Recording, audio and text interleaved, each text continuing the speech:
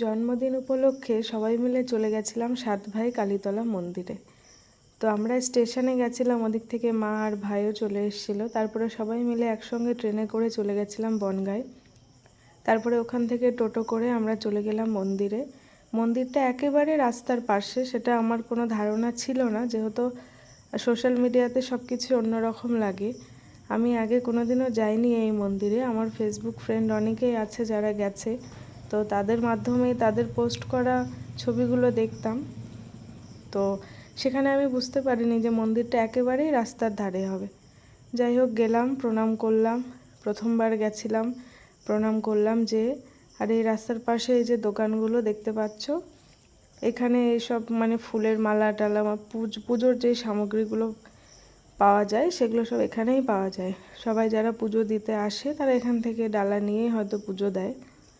তো আমরা তো যেহেতু পুজো দিতে পারবো না, যেহেতু আমার জ্যাঠা শ্বশুরের ছেলে মারা গেছে, এখনও 1 বছর হয়নি, সেহেতু আমরা পুজো দিতে পারবো না। আর আমার মাও পুজো দিতে পারবে না, যেহেতু আমার ঠাকুমা মারা গেছে, সেটাও এখন 1 বছরও হয়নি।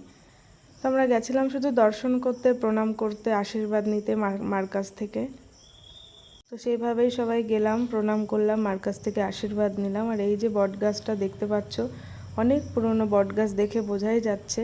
আর এখানে সব এই ভারী জিনিস মানে ইট বাঁধা আছে, অনেকে হয়তো মানত করে হয়তো বেঁধে যায় এখানে, হয়তো না, বেঁধেই যায়, সেটা দেখে বোঝাই যাচ্ছে। আর মন্দিরটা খুব জাগ্রত মন্দির আমি শুনেছি।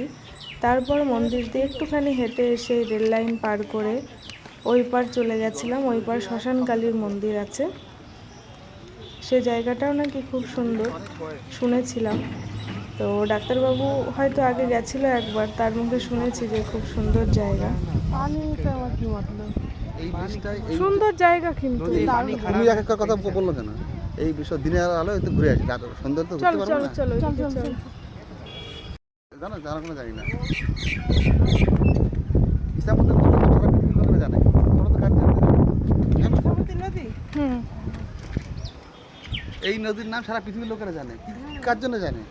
কার জন্য জানে? বিভূতিভূষণ বন্দ্যোপাধ্যায়, সত্যজিৎ রায়, দুজনের জন্য।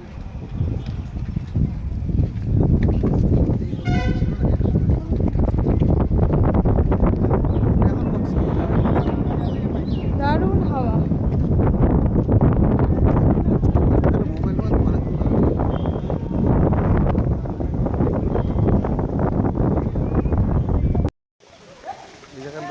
সুন্দর জায়গা। এটা হলো শ্মশানকালীর মন্দির। জায়গার নাম বনগাঁ সাতভাই কালীতলা মন্দির। এটা এদিকে জলটা পুরো কচুরি পানায় ভর্তি।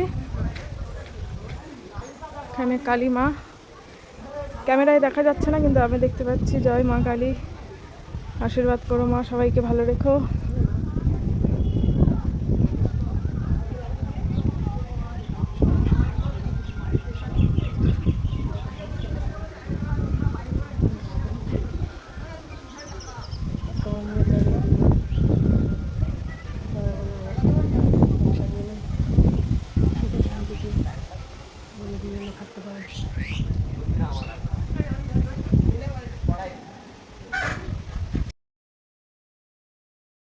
যখন আমরা গেছিলাম তখন মন্দির বন্ধ ছিল।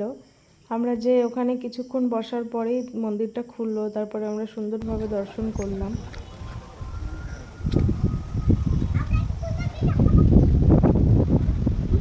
কেমন লাগছে? জায়গাটা খুব দারুণ,